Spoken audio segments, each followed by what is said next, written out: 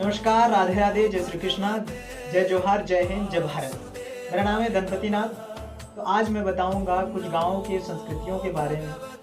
तो उन गाँव में कुछ संस्कृतियों को नहीं माना जाता, जबकि हमारे सनातन जो धर्म की हिस्सा है। जैसे कि उन गाँव में होली, दिवाली, गणेश चतुर्थी, रक्षाबंधन, ये सब चीज़ नहीं माना जाता। उनका कहना है कि ये हमारे गाँव में इसे नहीं मनाया जाना चाहिए, जबकि पहले धूमधाम से सभी चीज़ों को मनाया जाता था। लेकिन कुछ साल बाद उन्हें एहसास हुआ कि इन चीज़ों को नहीं मनाना चाहिए।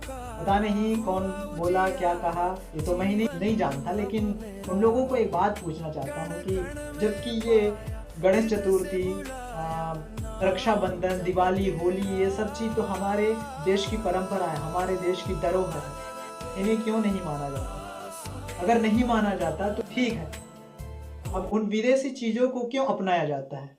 जैसे कि गांव में कुछ लड़कियां होती हैं, घर से निकलते हैं, कहीं निकलते हैं तो छोटे छोटे शॉर्ट्स पहनकर निकलते हैं। उन चीज़ों पे रोक क्यों नहीं लगाया जाता? जबकि वो हमारे देश की परंपरा नहीं है। हमारी देश की परंपरा है साड़ी पहन कर निकलना। अगर कुछ पहनना है तो अच्छी चीज़ें पहन कर निकलो, ताकि कोई लोग देखकर हमें ये ना कह सके कि मतलब गलत नज़र ना डाल सके। उन चीज़ों पर ना रोक ना लगाकर उन चीज़ों पर रोक क्यों लगाया जाता है, जिससे हमारी संस्कृति, हमारी धरोहर, हमारे देश की शान है। क्योंकि कहीं भी जाओ, अगर टीका देख के भी बोलेंगे ना कि ये हमारे मतलब ये भारत के लोग हैं, क्योंकि हमारे भारत की पहचान हमारा सनातन से हुई होती है। और मैं ये नहीं कहता कि अपनी गांव की संस्कृतियों को मत मानो, लेकिन उनके चलते हमारे देश की धरोहर को तो नष्ट मत करो, क्योंकि ये हमारे देश की पहचान जो है ना, हमारे सनातन से ही है।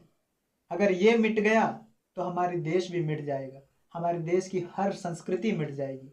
क्योंकि कहीं ना कहीं हर धर्म की शुरुआत हमारे सनातन से ही शुरू हुई है। इसलिए किसी चीज़ को मना करना है, किसी अगर परंपराओं को मना करना है, तो वो है विदेशी नीति। परंपराओं को मना करनी चाहिए, अपने देश में घुसने नहीं देना चाहिए। जैसे कि छोटे छोटे शॉर्ट्स होते हैं, उन चीज़ों को पहनकर घर से बेटियां निकलती हैं तो कुछ लोग गलत कमेंट्स कर देते हैं।